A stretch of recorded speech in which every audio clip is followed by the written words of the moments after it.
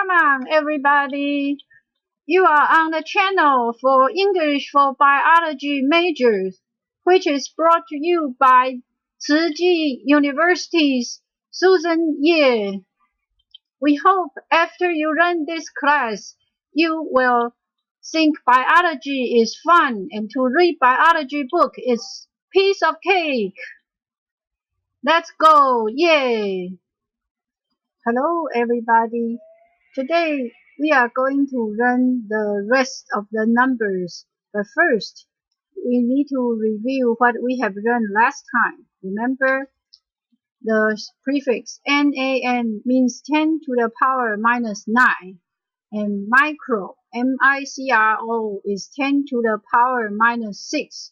It also has meanings of small, and prefix HECT, HECT, means 10 to the 2. And also centi means 10 to the 2. But centi is not recognized by the metric system. And the prefix KIL and MILL means 10 to the 3. Also mega.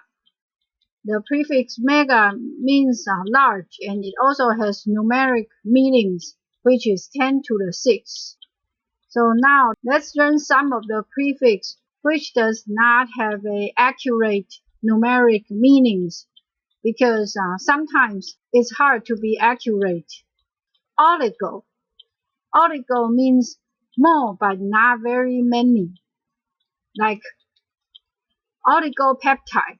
Oligopeptide consists of 2 to 20 amino acids, and it also includes dipeptide, which consists of 2 amino acids, tripeptide, that's 3 amino acids, tetrapeptide, that is 4 amino acids, and also pentapeptide, which is how many? 5 amino acids. And oligosaccharide. Saccharide means sugar. So oligosaccharide meaning this is a small saccharide containing only 2 to 20 of the monosaccharide, also called simple sugars. Oligosaccharide is important for cell recognition. A lot of oligopeptides actually serve as hormones. And also like oligonucleotide. Oligonucleotides are short DNA or RNA molecules, usually also less than 20. And oligonucleotide is very useful in molecular biology. We can use oligonucleotide to amplify DNA sequences from any organism's genome. When there's a lot more than when this molecule consists of a lot of monomers, much more than 20, usually we would use poly or multi to describe how many members is in this molecule. Like polysaccharide. Polysaccharide are polymer carbohydrates consisting of long chains of monosaccharide. And a lot of polysaccharide, actually, they only contain one monosaccharide or one sugar. And some of the polysaccharide containing only 2 kinds of sugars. But there's also polysaccharide containing more than 2 kinds of sugars too. Polypeptide, meaning this peptide is consisting of many different amino acids. Usually, we will call a peptide polypeptide when there's more than 50 amino acids. Polynucleotide, usually we will call a nucleotide polynucleotide when there's 13 or more nucleotides to form it. And polyribosome. Polyribosome is a phenomenon we describe inside cell when there's many ribosomes attached to a messenger RNA, and each one of the ribosomes is synthesizing a polypeptide. then we call this macromolecule a polyribosome. And all of those above can also be called polymer, but actually polymer has very complicated meanings. It's usually we call something a polymer, meaning it is a really large molecule. Sometimes we call it a macromolecule, composed of many repeated subunits. Maybe there's only one kind of monomer to form this polymer, or maybe there's 2 or 3. So in that sense, polypeptides usually are not considered to be a polymer. For multi, we have an example, multicellular organisms. When we describe an organism that is consisted of many cells, we call it a multicellular organism. We don't call it a polycellular organism. But usually, even if an organism that is consisted of 2 cells, although it is probably hard to find such kind of an organism, any organism that consists of more than 1 cell, we would call it a multicellular organism. What is the prefix describing half? There's 3 of them: demi, D-E-M-I, and hemi, H-E-M-I, and semi, S-E-M-I. Let's look at this example. Hemifacial. What is a hemifacial? Hemifacial means only affecting half of the face. Like this person, he has a what we call hemifacial microsomia. What is a hemifacial microsomia? It is a congenital disorder that affects the development of the lower half of the face, usually including ears, mouth, and the mandible. Sometimes this kind of disorder affects only half of the face, as you can see in this person. The right side of his face is affected, and the left side of the face is normal. And this is called hemifacial microsomia. Actually, microsomia is one of the most common facial birth defects. The most common facial birth defect is clefts, and hemifacial microsomia is the second most common facial birth defect. And I guess all of you are really familiar with this person. He is Two-Face. In Batman cartoon, Two-Face, he is also a hemifacial. Although his defect is not congenital, his defect is acquired.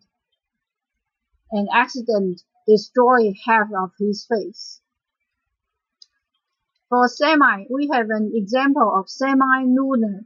Although semi means half, but usually the shape of semi-lunar is being drawn like this. Now, this way. This is the symbol that used in Islamic religions, which is called semi-lunar.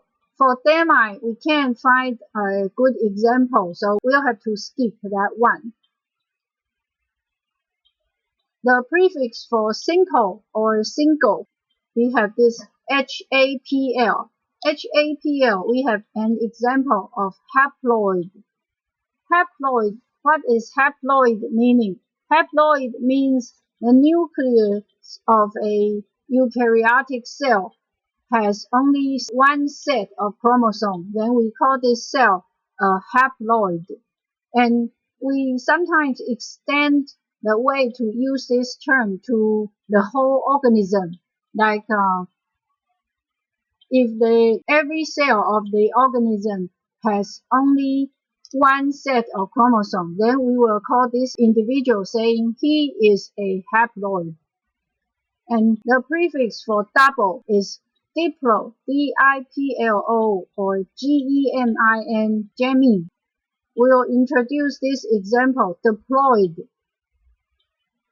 We run haploid, meaning this organism or this cell has only 1 set of chromosomes. And when we say this cell or this organism is diploid, meaning this organism has 2 sets of chromosomes. like vertebrate, like you and me, we always have two sets of chromosomes. We are diploid.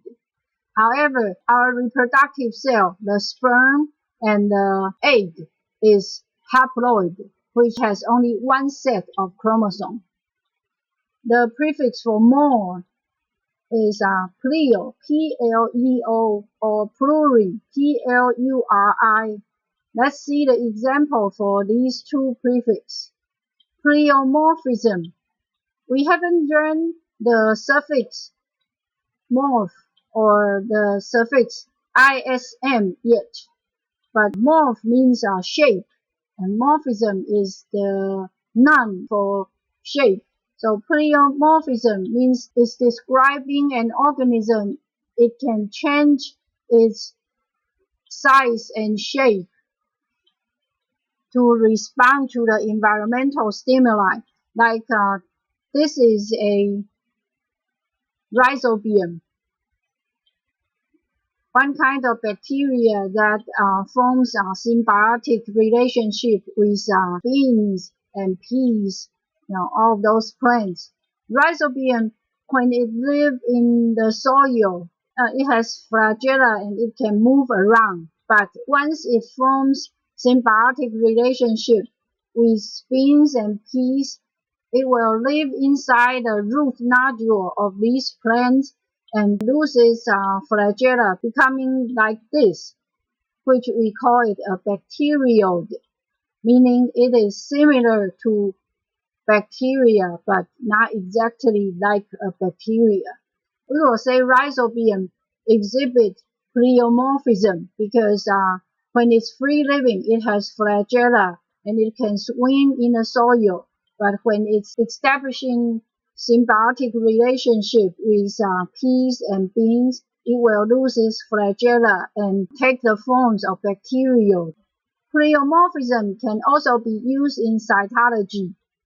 Like these white blood cells, these are actually called neutrophil. Neutrophil, the nucleus of the neutrophil has many different kinds of shapes. We will say it exhibits pleomorphism too.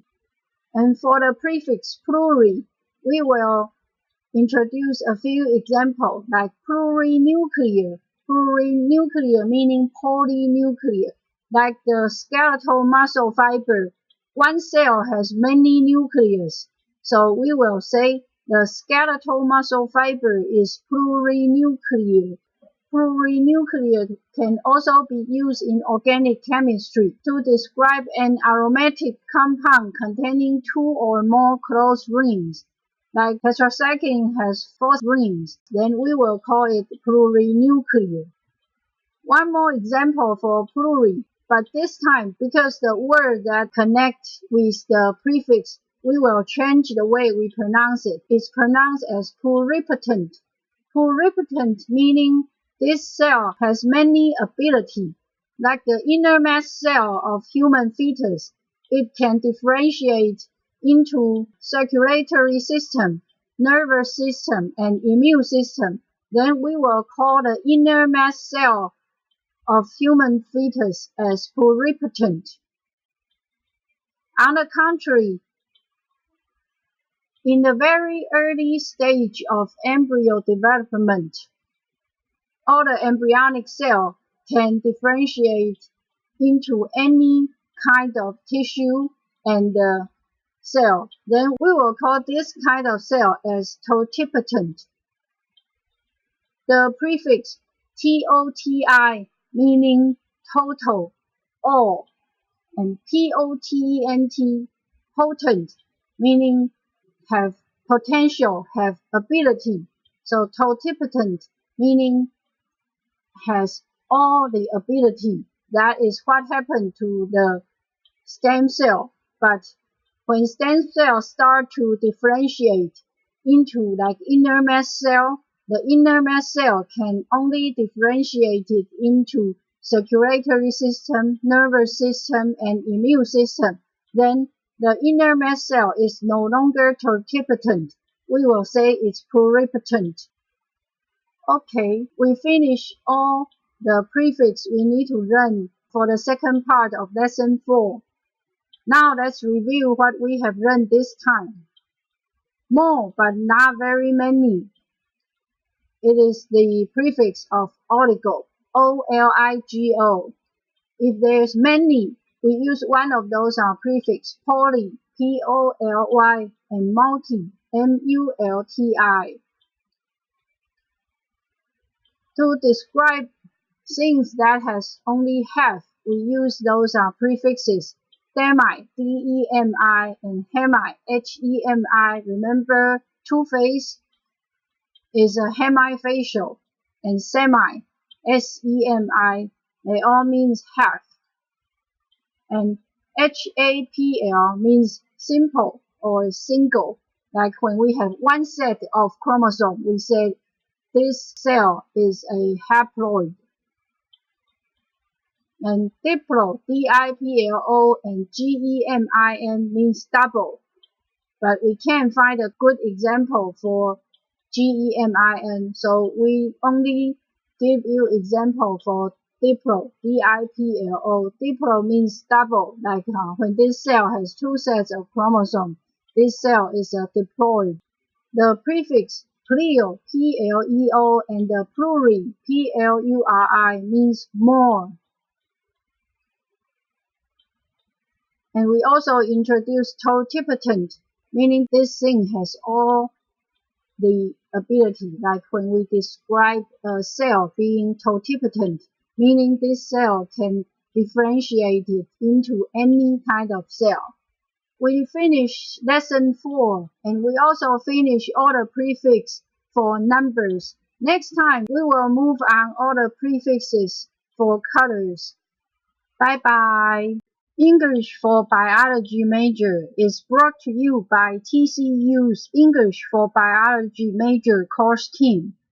If you have any questions, don't forget to visit our FB fans page.